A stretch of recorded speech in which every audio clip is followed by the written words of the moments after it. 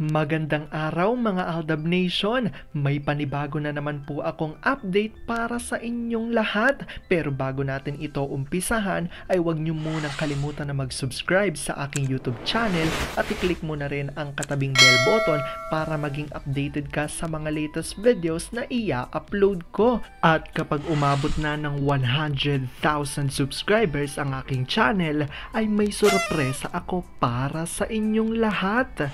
Alam kong excited na kayo, kaya naman ngayon, umpisahan na natin ang ating kwentuhan. Ang pag-uusapan natin ngayong araw na ito kung saan dahil nga sa kumakalat ngayon na interview ni Alden kay Boy Abunda kung saan itinanggi niya na sila ni Maine ay mag-asawa at sila ni Maine ay walang anak. Ngayon naman ay may pahiwatig tila di umano si JDL pati na si Maine nito lamang nakaraang araw sa Itbulaga na tila sinabi nga raw ni JDL at ni Maine na si Maine ay may anak na. Paano nga ba ito sinabi ni Boss Joey De Leon? At ito na nga bang isa sa matinding pahiwatig at tila pagbasag ni JDL sa katatapos lamang na interview ni Alden?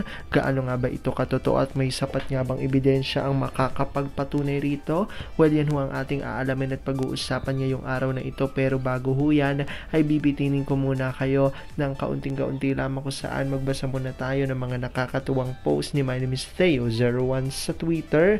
Kaya naman wag na natin patagalin pa. Sabi nga sa kanyang tweet, si daddy nga pag medyo close na baby cute sa iba tapos no pansin na baby cute sa kanya, nasasaktan siya.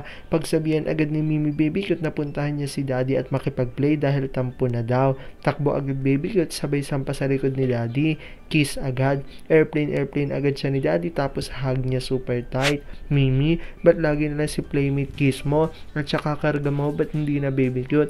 Kasi maliit pa siya anak at medyo not feeling din siya. Ikaw naman mayaha, ayaw ko, ayaw daddy muna ikaw B, ayaw ko, higa na lang ako tapos akap ikaw sa akin, dali sa akin ikaw harap me, gitna lang ako B tapos akap kayo pareho. Pagdating sa mga bata, tulungan talaga sina Mimi at daddy. Pag wala sa mood ang isa, gagawayan sila ng paraan para ngumiti ulit ang makukulit. Kaya sobrang lambing ng mga bata kasi yun ang nakikita nila sa magulang. Kiss ng kiss, sa kulitan naman, nako walang paglagyan, lalo na ang mag-ama, pasimuno ang ama. Alam kong tuwan-tuwa ho kayo sa ating binasa, pero ngayon pag-uusapan na natin ang ating main topic.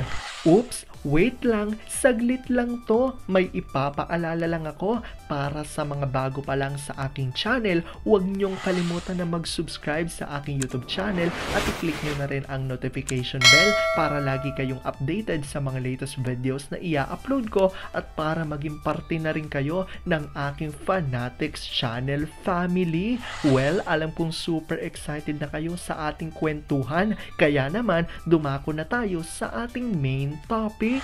Boss Joey De Leon, tila binasag ang naging sagot ni Alden sa kanyang nakaraang interview kay Boy Abunda. Pinatunayan ni JDL at ni Maine na tunay ngang may anak na ang Maychard on national television. Gaano nga ba ito katotoo at may sapat nga bang ebidensya makakapagpatunay rito? Well, wag na po natin patagalin pa dahil alam kong excited na kayong malaman ito. Ayon nga ito sa tweet ni Maychard Bibis Aldab Nation at sabi niya rito, ayan, pahiwatig ni Maine na may anak. Tapos kanina pala si JDL, yan ang sinabi. May nag-DM lang sa akin, hinanap ko ang video. So sino ngayon ang pinaglololoko nitong mga sarsuelistas? Ano ito? At bago nga natin panoorin ang video, ito muna ang naging reaksyon ng isang Aldab Nation galing kay Chingay. Hindi lang sikat na sikat ang Fulkerson couple kung hindi pati ang anak. E di lalo na kung biglang lumabas ang true, totoo, ano na, mga sarsuela, group of demons, kapatid ni Satanas at yung mga bagong kasapi, ano lumabas din ang pagiging sinungaling, masamang ugali, personal interest. Alam kong gusto nyo na nga mapanood ang video, kaya naman eto na ang video ng salita mismo ni JDL at ni May na tila pambabasag sa interview ni Alden. Sabay-sabay natin panoorin at kayo na ang humusga. Sa akin, pili ko sino sa kanila yung walang anak. Ba, mas maano yung sa'yo, O, ha? di ba? Mas dikit, ha? Walang anak na meron. Ha? Walang anak pero meron. Reading mo lang, imagination.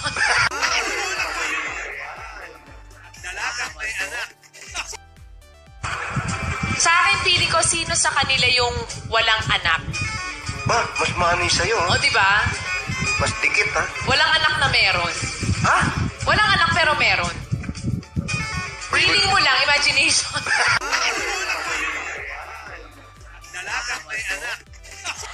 Alam ko dahil dito marami sa inyo mas lalo ngayong kumakapit na Aldab Nature is real, pero ngayon ay magbasa pa tayo ng ilan sa tweet ng mga Aldab Nation na siguradong magpapalakas ng inyong pagkapit, paniniwala at paninindigan na Aldab Nature is real. Kaya naman wag na natin patagalin pa. Una-una na nga dyan ay ang tweet ni Simple BSADN at ayon sa kanya, why would something beautiful and has a positive impact on people be discontinued? Aldab is a happy pill. Aldab stays. The giants may have the power, resources, and huge influence, but these have finite. ADN's love and support will remain at its best. Galing naman kay Fatima May from Maychard, hindi nila kinaya ang kaswitan ng mag-asawang Fulkerson. Mata sa mata lang nagkakaintindihan na agad. Huy, galawang mag-asawa yan. At galing naman kay Herminia, Aldab pa rin. Maychard is real couple na kaposas nga. Good day night to all TBADN, Maychard, lovely beautiful couple. Hugs and kisses. At ayon naman sa paninindigan ni Zachary Asher, Mr. and Mrs. Fulkerson Jr., happily married since 2016. Stay in love, my loves, forever and ever. Stay stronger together. We are here to stand for both of you. TBADN is waiting for the right time to your amusement. We keep praying for both of you.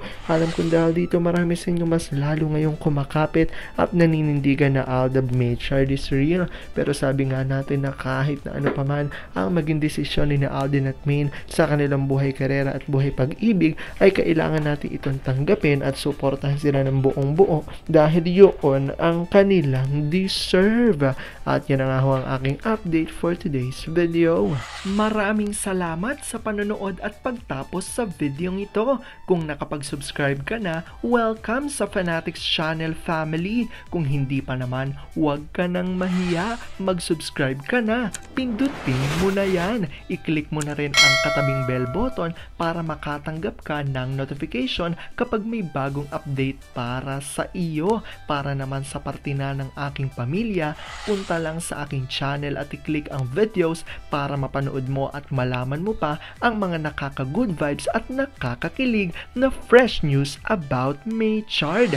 Muli, ako ho ang inyong lingkod na patuloy na maghahatid ng good vibes every day. Thank you mga Aldab Nation. Ingat!